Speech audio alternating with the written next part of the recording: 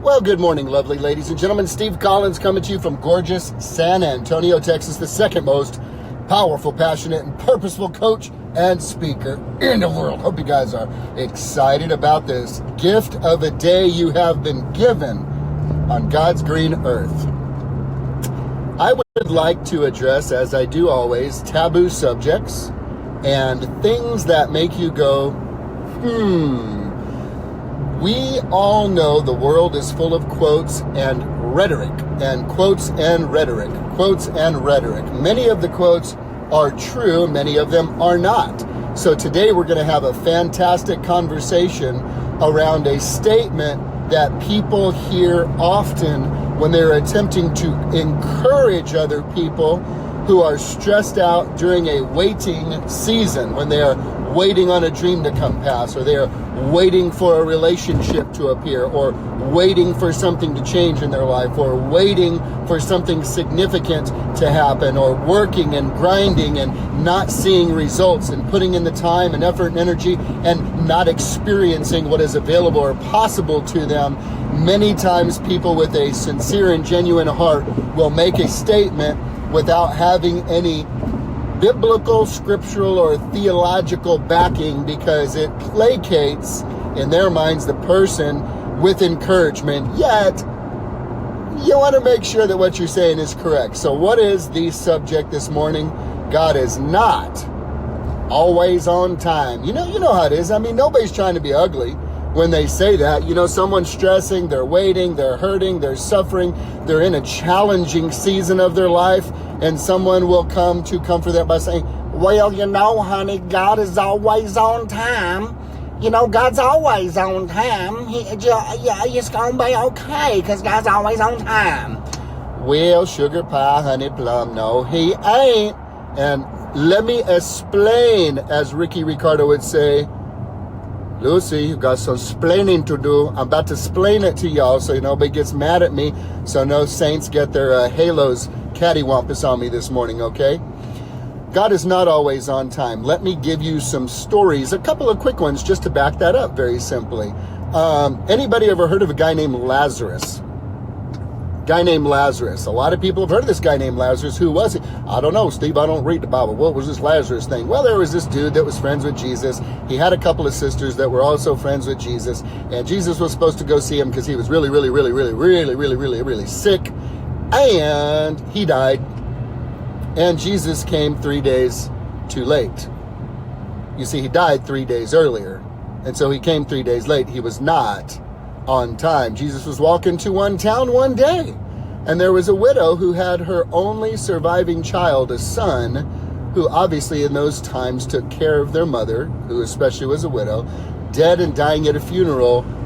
When he ran into Jesus, God was not on time. He's late. Then, of course, you have a man named Jairus who had a dying daughter, a small child, dying daughter. Jesus on the way to the house. He gets interrupted by a woman who's had an issue of blood for almost 40 years, who stops him, gets healed. They have a conversation. Jairus' buddies come and say, Jairus, don't bother the master. Leave him alone. Your daughter's dead. She's gone. Don't bother the master. God's not always on time. So what do I mean when I say all of this stuff to you? By the way, there's happy endings to those stories. He's not always on your time.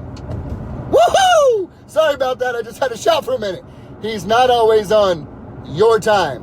And your sense of time or timing is not in any way related to his sense of time or timing. He's not always on time. He's not always on your time. For you, it will be too late. You will have the bankruptcy. You may have the divorce. You may have the broken relationship. You may have the hurting child. You may have the broken situation. You may have the shattered dream.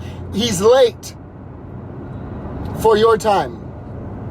And he's always on his time. And here's the difference that I want you to begin to discern, my friends, this morning. There is a huge difference between the facts and the truth. Between the facts and the truth. The fact is Lazarus was dead. The fact is Jairus' daughter died. The fact is the boy was in the casket being carried away at the funeral. Dead, dead, dead. God ain't on time. Their time. The fact. The truth. The fact is Lazarus was dead. The truth walked up and said, arise. The truth walked into Jairus' house and said, arise. The truth walked up to the funeral procession and said, arise. You see, gents, ladies, friends, when the truth shows up, the facts must bow their knee to the truth. Let me say that one more time because I feel so good about it today. When the truth shows up, the facts bow to the truth. Well, maybe you were like Pontius Pilate. Maybe you will ask me this morning, Veritas. Quodis Veritas. Maybe you will ask me the question, truth? What do you mean, Steve? What is the truth? Well, Jesus said something very powerful that freaks out a whole lot of people that thinks all roads lead to heaven. He said this, I am the way, the truth, and the life. And nobody comes to the Father except through me. He said it, I didn't. Don't get mad at me. Accept it or reject it. The facts are there, written in red, 4 Gospels. Defy it at your own peril. This is the freedom you have to choose. He said it, I didn't. The facts must bow to the truth when the truth shows up. God is not always on time, on your time. God is not always on time, on your time. He's always on His time. Does that mean, Brother Collins, that if I'm ever in a real bind or a tragic situation, that He's going to rescue me from it? No, ma'am. I would be a fool to think that I understand more than a thimbleful of knowledge about the great Creator of all things. And I don't purport to say I know a magnificent amount. I just have a phenomenal relationship with one who absolutely adores me and you. And I really can't mess this thing up, y'all, because He loved me like that and He loves you like that. What I can tell you is this. If the situation is not God sent, it can be God used for all things to work together for your good. Why don't y'all open y'all's Bible sometime and read Romans 8:28. Romans 8:28. You love it. All things work together for good. And it says some other things that qualify that. So, ladies and gentlemen, God is not always on time, on your time. Sometimes that thing's going to die.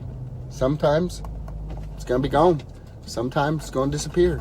That does not mean that He cannot make beauty out of ashes. That does not mean that He cannot speak to the dry bones to live again. That does not mean He is without the power to breathe on your situation and begin something new. Behold, He makes all things new. Ladies and gentlemen, if He ain't working according to your time frame, I have one word for you. Trust. Trust. You have 2 choices. You can wig out and stress out, or you can trust. Wig out and stress out, or trust. You get to choose. My hope for you today is that you choose to acknowledge the difference between the facts and the truth. The fact is my relationship is this. The fact is my bank account is that. The fact is I've tried so hard for so many years. The fact is this is what circumstances are.